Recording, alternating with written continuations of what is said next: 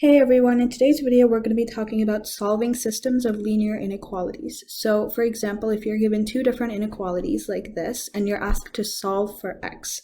So there is a really simple way to do this and it involves drawing a number line. So let's get started. The first step you're going to want to do is simplify your linear inequalities by solving for x and leaving x on one side. So for example, this is our first inequality. 3x is less than or equal to 4x plus 1. So our goal is to isolate the x and bring it to one side. So to bring it to one side, let's bring the x to the left. So 3x minus 4x, we're essentially just bringing the 4x to the left, is less than or equal to positive 1. Now we know these two are like terms, so we're just going to subtract. We'll get negative x is less than or equal to 1.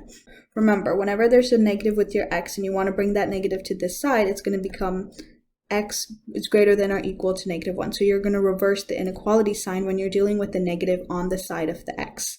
So our final simplified inequality is going to be x is greater than or equal to negative 1. So let's draw this on our number line. We have negative 1 over here, and x is greater than or equal to it. So we're going to shade it in, and then we're going to draw the arrow protruding to the right because it's greater than that. Now let's work on the second part. So it's going to be 2x is greater than or equal to 4. Again, we want to only have x, so we're going to divide 2 on both sides. That way we get x is greater than or equal to 2, because 4 divided by 2 is equal to 2. So now we know that x is greater than or equal to 2. On our number line, we can extend our number line and get 2 over here. If we draw this on the number line, we're going to get 2 over here. We know x is greater than or equal to 2. So how are we going to tell what the final answer is? Well, as you can tell, we know that x is greater than or equal to 1.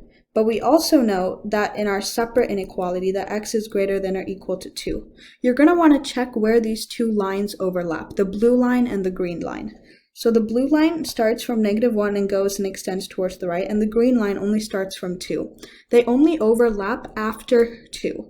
Because before 2, we only have negative 1. That only goes for this equality. Both inequalities need to be satisfied. Both of our inequalities need to be satisfied, and that only happens after 2. So our final answer for this is going to be x is greater than or equal to 2. That is our final answer for this system of linear inequalities. So in our second example, we have 4x plus 5 is less than 3 and 5x is greater than 5. So our first step is going to be simplifying these inequalities until we have x isolated. So it's 4x plus 5 is less than 3. So let's bring the 5 over to that side. So it's going to be 4x is less than 3 minus 5, which is 4x is less than negative 2. Now if we're going to simplify this, we can divide both sides by 4, and we'll get x is less than negative 1/2, because 2 over 4 is just 1/2.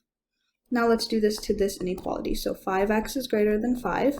Let's divide both sides by 5. We'll get x is greater than 1. So we know x is greater than 1, but we also know that x is less than negative 1/2. If we draw our number line, we have negative 1/2 over here and 1 over here. X is less than negative 1/2 when we're talking about this inequality, and x is greater than 1 when we're talking about this inequality. There is no spot on this graph or in this number line where the blue and the green overlap, because the blue goes towards the left and the green goes towards the right. They never overlap. Therefore, there will be no solution to this question.